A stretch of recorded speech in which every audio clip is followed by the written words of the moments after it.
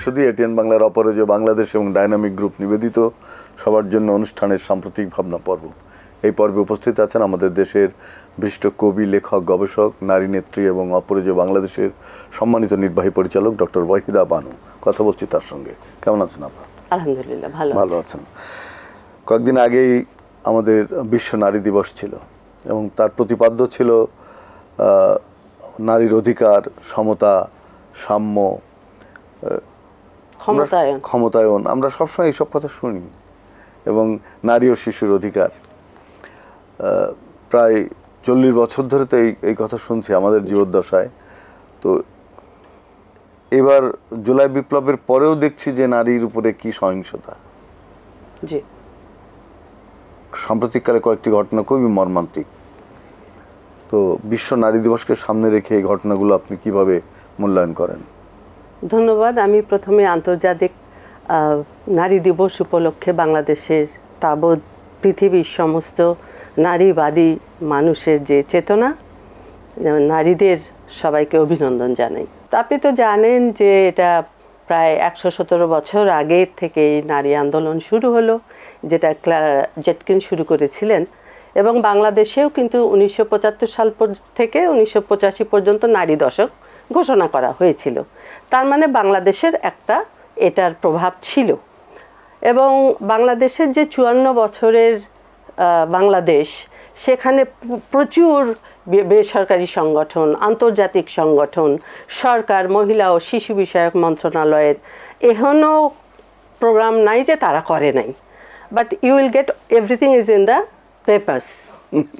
আপনি বইতে, কাগজে, আইনে আপনি সব কিছু পাবেন এবং আপনি যদি কোনো আইনজ্ঞদের সাথে কথা বলেন তখন ওনারা বলবেন no no no no we have enough laws in our country, which is correct, true.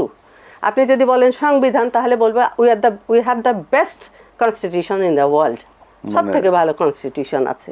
But আমাদের আইন আছে, সংবিধান আছে, আমাদের পলিসিজ আছে, কিন্তু আমরা কিছুই মানি না, ইমপ্লিমেন্টেশন নাই, আমরা কিছুই জানি না এবং কিছুই মানি না। বাট এটা যদি আমার ম্যাস পিপলের মধ্যে হতো, সাধারণ জনগণের ভিতরে হতো, তাহলে আমি বলতাম ইয়েস অফকোর্স। আমাদের দেশের মানুষ অশিক্ষিত আছেন, অনেকে লেখাপড়া জানেন না, অত দূর পর্যন্ত আমরা এখনও আলোটা ছড়াতে পারি নাই। তো তাদের জন্য এটা বলা সাজে, কিন্তু যারা শিক্ষিত, যারা নীতি নির্ধারণী অবস্থায় আছেন, যারা উচ্চ পর্যায়ে আছেন, তারা তো এগুলোকে দেখভাল করছেন। তো তাদের দায়বদ্ধতার জায়গা থেকে তারা কি দায়িত্ব পালন করছেন, এটা হলো একটা বড় প্রশ্ন থেকে যায় বিবেকের কাছে। আর সাম্প্রতিক যে ঘটনাগুলো ঘটছে, এটা খুবই বেদনাদায়ক, ভীষণ রকম বেদনাদায়ক। আমি যেটাতে আমাকে খুব আকর্ষণ করে যে আমরা অনেকের ওই বিভিন্ন ধরনের যে টকশোগুলো হয়, সেখানে অনেক তর্ক বিতর্ক দেখি। এখন বলা হচ্ছে যে সংঘবদ্ধ ধর্ষণ, হ্যাঁ, গণধর্ষণ না, গণধর্ষণ এই টার্মিনোলজিটার বাদ দিয়ে এটাকে সংঘবদ্ধ ধর্ষণ বলতে হবে। So I truly don't care about the terminologies. আমার কথা হলো, আমার দেশের একটা শিশু, একটা মেয়ে, একটা নারী ধর্ষিত হবে না, সেই কথা, সেই অঙ্গীকার আপনারা করেন এবং কিভাবে হবে না সেটা আপনারা কথা বলেন। How to address the issue at the ground level. আমি মাটিতে একটা সাঁওতাল মহিলা, একটা পাহাড়ি মহিলা, চরের মহিলা, আমার শহরের মহিলা, বস্তিবাসী মহিলা, রাস্তা পথে ঘাটে, আপনি সুইজারল্যান্ড রাত 2টার সময় আপনি একটা কোক হাতে নিয়ে খাইতে খাইতে হাইটে যান, ওরা একটা জিন্সের প্যান্ট পরা, একটা টি শার্ট পরা, nothing is there, nobody is going to touch them. কিছু বলবেও না, জিজ্ঞাসা করবো না।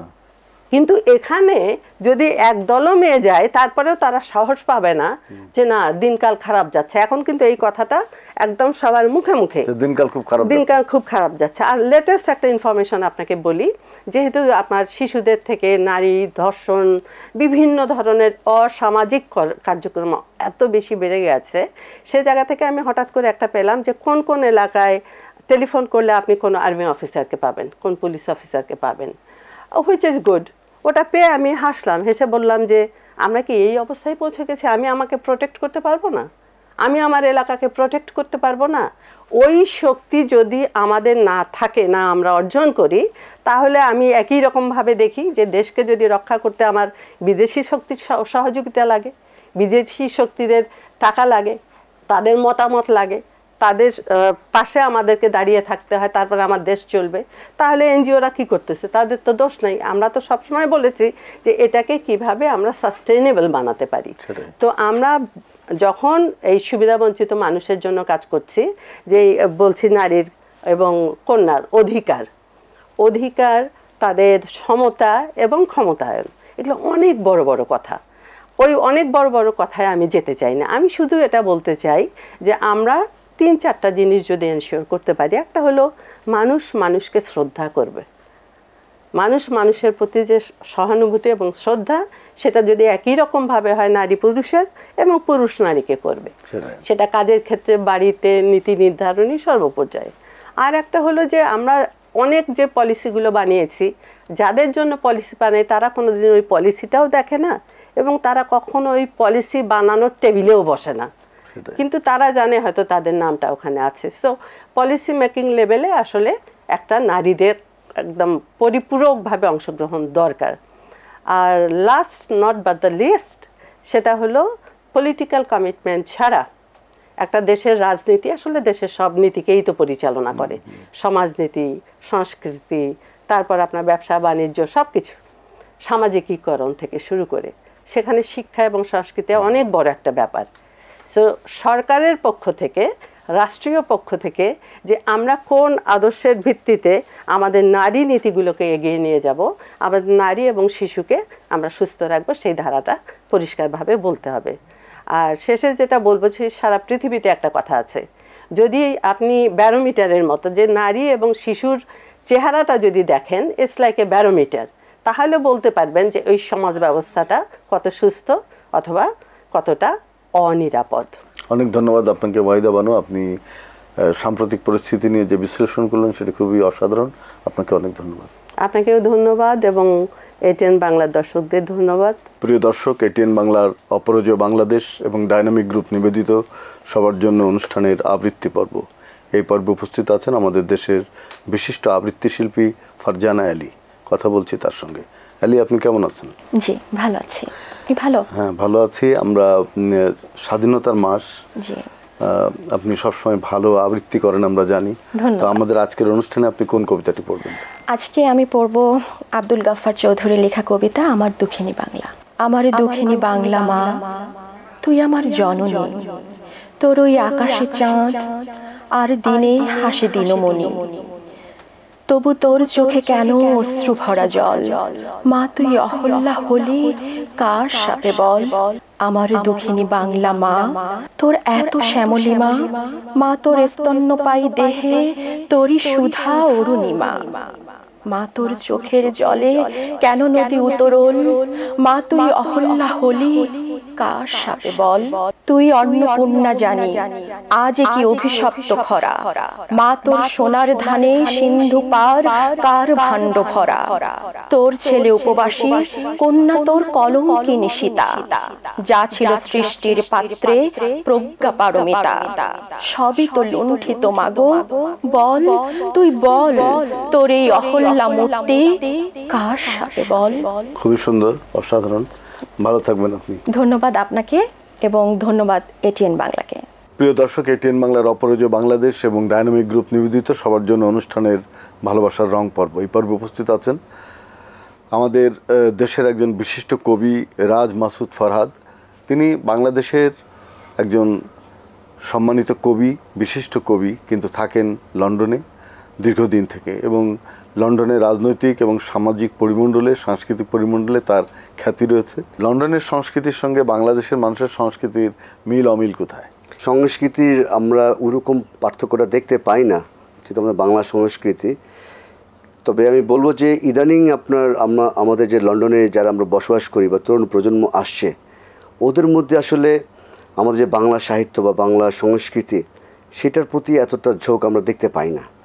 তা দেখতে পাই না কারণ কি, ওইখানে আমাদের বাংলাদেশ হচ্ছে একটা সূতিকাগার, সব ভালো সংস্কৃতি, বাংলা কবিতা, সাহিত্য, গল্পের, এবং এগুলো খুব বেশি পরিমাণে অ্যাভেলেবেল। কিন্তু লন্ডনে কিন্তু আমাদের ওই রকমভাবে এটা অ্যাভেলেবেল না। আর মানুষের জীবনযাত্রা এত বেশি ব্যস্ত লন্ডনে, কঠিন আসলে। কিন্তু আমি যেটা বলবো যে মিল অবশ্যই আছে, কিছু অমিল আমি যেটা দেখতে পাই ইদানিং, সেটা হচ্ছে যে যে এই ভাষাটা, যে ল্যাঙ্গুয়েজটা, সেটা অনেকটা ওয়েস্টার্ন ভাষা চলে এসেছে লন্ডনে। আর আমাদের বাংলা ভাষার যে কবিতা আমরা পড়ি, সেখানে মাটি, মা, প্রকৃতি, এগুলো এবং সাধারণ খেটে খাওয়া মানুষ এটা ছোঁয়া পাওয়া যায়। কিন্তু ওইখানে কিন্তু আপনি খেটে খাওয়া মা, মাটির ওগুলো ওইরকম গন্ধটা পাওয়া যায় না। আপনাকে অনেক ধন্যবাদ। আপনাকে অনেক ধন্যবাদ, এবং এটিএন বাংলার দর্শক শ্রোতা যারা দেখছেন তাদের সবাইকে ধন্যবাদ এবং সালাম। সুধী দর্শক, এটিএন বাংলার অপরাজয় বাংলাদেশ এবং ডাইনামিক গ্রুপ নিবেদিত সবার জন্য অনুষ্ঠানের ব্যক্তিত্ব পর্ব। এই পর্বে উপস্থিত আছেন আমাদের দেশের বিশিষ্ট প্রকাশক, লেখক, কবি, আমাদের সকলের প্রিয় জনাব আবুল খায়ের। আমি খায়ের ভাইকে অভিনন্দন জানাই যে আপনি আমার অনুষ্ঠানে এসেছেন। আপনি ব্যস্ততার মধ্যেও কালের প্রতিবিম্বে যে কাজ আপনি করেছেন, যে সম্পাদনা করেন সেটি, এবং প্রতিবিম্ব প্রকাশনী থেকে এবার অনেকগুলো বই বেরিয়েছে বইমেলায়, আমি জানি। তো এবার সবাই বলছে যে বইমেলায় কম বিক্রি হয়েছে, কেন? বইমেলায় আসলে বই বিক্রি হয়েছে, তবে আরও বেশি হতে পারত, সেটা আমাদের আকাঙ্ক্ষার জায়গা ছিল। তো একটি গোষ্ঠী যেহেতু বইমেলাকে অ্যাভয়েড করেছে, সেটার একটা প্রভাব তো পড়ছেই, এটা একটা কারণ হতে পারে। আর শুরু থেকেই মেলা হবে কি হবে না, এটাও একটা দুশ্চিন্তা ছিল অনেকের মধ্যে। অনেকে বই করতে আগ্রহী ছিল না, বই না হলে পুষিয়ে আনা যাবে না, এই বিভিন্ন কারণে বইটি মেলাটি একটু হয়েছে। তবে এগুলি না হলেই পারতো। এবং অনেকে নিরাপত্তাহীনতার কারণে অনেকে বলছে যে এবার মেলায় খুব একটা কিছু মানে অনাকাঙ্ক্ষিত ঘটনা মেলায় ঘটেছে, সেগুলোর কারণেও কি মেলায় বই বিক্রি সেটারও কিছুটা প্রভাব রয়েছে। তো আগামী বইমেলা সম্পর্কে আপনার কি মনে হয় যে আগামী বইমেলাগুলো কেমন হবে? যদি এরকম বই বিক্রি কমতেই থাকে তাহলে তো প্রকাশকরা খুবই মানে সমস্যার মধ্যে। বই যাতে বিক্রি কম না হয় সেই জন্য এখন থেকে শুধু প্রসারী পরিকল্পনা হাতে নিতে হবে সরকার, এবং যারা নীতি নির্ধারক পর্যায়ে আছেন তাদেরকে মিড লেভেল এবং দীর্ঘমেয়াদী দুই রকমের পরিকল্পনা হাতে এখনই নেওয়া উচিত বলে আমি মনে করি। এবারে শিশুদের জন্য বইয়ের কেমন ছিল? শিশুদের বই কেমন? শিশুদের বই বরাবরই বেশি বিক্রি হয়। গার্ডিয়ানদের সাথে শিশুরা যখন মেলা যায় তাদের আলাদা একটা আমেজ থাকে, উৎসাহ থাকে। তো গার্ডিয়ানদেরও উচিত বেশি বেশি শিশুদেরকে মেলায় নিয়ে আসা এবং বই কেনায় উৎসাহ দেওয়া। এবার আপনার প্রকাশন থেকে কয়টা বই বেরোলো? আমার 107টি বই বের হয়েছে এবার। 107টি বই? দুর্মূল্যের বাজারে। এটা তো একটা হ্যাট্রিক করছেন। জি জি। আর কি অবস্থা? মানে এই 107টি বই আপনি বলছেন কম বিক্রি হচ্ছে, তাহলে আপনি পোষাবেন কিভাবে? আমাদের এইবার যেহেতু মেলাটা একটা আবেগের জায়গা ছিল, আমাদের 24-এর যে স্বাধীনতা উত্তর, যে বিপ্লব বা গণ অভ্যুত্থানের পর, সেখানে বেশ কিছু বই এসেছে জুলাই কেন্দ্রিক। জুলাই অভ্যুত্থানের উপরে বইগুলি ভালো গেছে। জুলাইয়ের রক্তাক্ত দলিল, আয়নাঘর, দমন পীড়নের 15 বছর, 20টি বেজপথ, এই বইগুলি ভালো গেছে। যে সমুদ্রে আগুন জ্বলে। আপনার কালের প্রতিবিম্ব কি এবার 21-এর সংখ্যা বেরিয়েছিল? জি জি, এটাই ছিল জুলাই, রক্তাক্ত জুলাই, নতুন ইতিহাস সূচনা। অনেক লেখকদের লেখা এখানে আমরা দেখতে পাচ্ছি।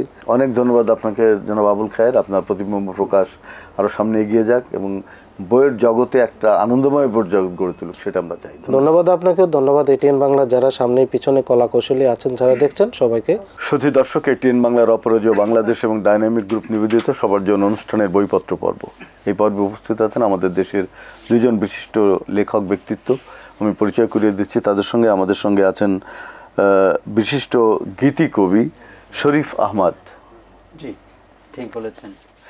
আমাদের সঙ্গে আছেন বিশিষ্ট লেখক গবেষক ফারজানা ইসলাম। জি, থ্যাংক ইউ। আমি এই দুইজনের সঙ্গে কথা বলতে গিয়ে খুবই আনন্দ লাগছে যে বইমেলার পরে লেখকদের মনের অবস্থা কী থাকে। অনেকে খুব আনন্দিত থাকে, অনেকে বিমর্ষ থাকে যে কার বই বিক্রি হয়েছে কম, কারো বেশি। তো ফারজানার এবার যে বইয়ের নাম দমন পীড়নের 15 বছর, জনগণের কান্না।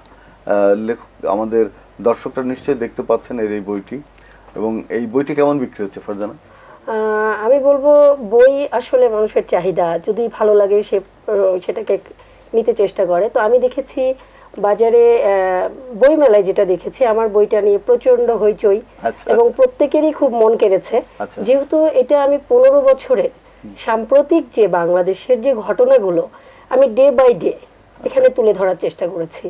আমি তুলে ধরার চেষ্টা করেছি শিশু কিভাবে একটা কিশোর গ্যাংয়ে রূপান্তরিত হলো। আমি তুলে ধরার চেষ্টা করেছি একটা আঙ্গুল তোলার কারণে কিভাবে একটা ফাঁসির রায় হতে পারে। আমি তুলে ধরার চেষ্টা করেছি আমাদের বাংলাদেশের যে সাম্প্রতিক যে একটা বাক স্বাধীনতা ফিরে পাওয়া, সেটাও আমি আরও তুলে ধরার চেষ্টা করেছি, যেটা আমি মনে করলে আমার গায়ে কাটা দেয়। সেটা হলো যে আমি আমার ভাই আবরার ফাহাদ, তার মৃত্যুটা কি ধরনের ছিল সেটাও তুলে ধরার চেষ্টা করেছি। আসলে এই বইটা হলো কি যে আমি যা দেখছি ডে বাই ডে চোখে, সেটাকেই তুলে ধরার চেষ্টা করেছি। তো এই বইটা তো নিশ্চয়ই সব মহলে সমাদৃত হওয়ার কথা, কিন্তু যারা এই ধরনের ঘটনার সঙ্গে যুক্ত তারা তো নিশ্চয়ই বইটাকে পছন্দ করবে। আসলে এখানে আমি দল মত কিংবা কোনো বিষয় নিয়ে লিখেছি আমি আমার চোখে যা দেখেছি। এবারে আমাদের শরীফের বই হচ্ছে চৈত্র মায়া, বেশ সুন্দর প্রচ্ছদ, এবং এটা খুবই একটি আমাদের আনন্দের বিষয় যে এত সুন্দর সুন্দর প্রচ্ছদে বই বেরোচ্ছে। চৈত্র মায়া আমাদের, আপনি তো গান লেখেন, সুরও করেন। জি, আমি এই যাবৎ 200 মতো গান লিখেছি এবং প্রায় 70-80টার মতো গানে শুরু করেছে আর কি। সেগুলো কারা কারা গেয়েছেন? এগুলো আমার খুব বেশি ব্যস্ততার কারণে আমি আসলে নিজেই পরিবেশন করেছি গানগুলো, এবং আমি আসলে রংপুর থেকে এসেছি এবং রংপুরের যে স্থানীয় শিল্পী যারা আছে তাদের দ্বারা এই গানগুলো আমি পরিবেশন করার চেষ্টা করেছি। আপনি কি আপনার গানের দুটো লাইন আমাদের শোনাতে পারবেন? একটা এই সময় লেখা কোনো গানের? সম্প্রতি লেখা যে আমার বেশ কিছু গান। জুলাই বিপ্লব নিয়ে কোনো গান আছে? জুলাই বিপ্লব নিয়ে গান নাই, তবে জুলাই বিপ্লবের সাথে সামঞ্জস্যপূর্ণ বেশ কিছু গান আছে। আমার লেখার যে আসলে মূল বিষয় বা আমার নিজের যেটা আমি দর্শন মনে করি, আমার দর্শন হলো শান্তি। আমি শিক্ষা এবং শান্তির বিষয়বস্তুর উপরে আমি বেশিরভাগ লেখাগুলো প্রকাশ করার চেষ্টা করি আর কি। তো তার মধ্যে আমার একটা গান আছে যেটা যুদ্ধ বিরোধী বা শান্তির গান বলা যায়, তার দু একটা লাইন আমি পরিবেশন করার চেষ্টা করছি। আর নয় হিংসা ও যুদ্ধ, আর নয় দুঃখ দরিদ্র, চাই না ধ্বংস যজ্ঞ, আমরা চাই না অশ্রু রক্ত, আমার মায়ের সোনার ছেলে লুটাই কেন পথের ধুলে। তো আমরা দুইজনকে অনেক অনেক ধন্যবাদ জানাই, এবং আমি দর্শকদের জন্য দুটি বই আবার তুলে ধরছি, চৈত্র মায়া এবং আমাদের দমন পূরণের 15 বছর। এই দুটি বই আপনারা দেখবেন এবং কিনবেন। আমাদের দুইজন বিশিষ্ট লেখক আজকে আমাদের সঙ্গে ছিলেন, তাদের দুজনকে অনেক ধন্যবাদ এবং আপনারা ভালো থাকবেন। ধন্যবাদ আপনাকে এবং ধন্যবাদ এটিএন বাংলার সকল সদস্য। সুপ্রিয় সুধী, এটিএন বাংলার অপরাজয় বাংলাদেশ এবং ডাইনামিক গ্রুপ নিবেদিত সবার জন্য অনুষ্ঠানের জানা অজানা পর্ব। এই পর্বে উপস্থিত আছেন আমাদের দেশের বিশিষ্ট সাংস্কৃতিক ব্যক্তিত্ব, রাজনীতিক এবং উদ্যোক্তা, আমাদের সকলের প্রিয় নাজমুল হাসান। কথা বলছি তার সঙ্গে। কেমন আছেন আপনি? জি, ভালো আছে। আমরা জানি যে এবার জুলাই গণ অভ্যুত্থানের পর একটা বড় পরিবর্তন এসছে এবং সবাই নানা রকম সংস্কারের কথা বলছে। সেই পরিপ্রেক্ষিতে এবারের ঈদ কেমন হবে বলে আপনি মনে করেন?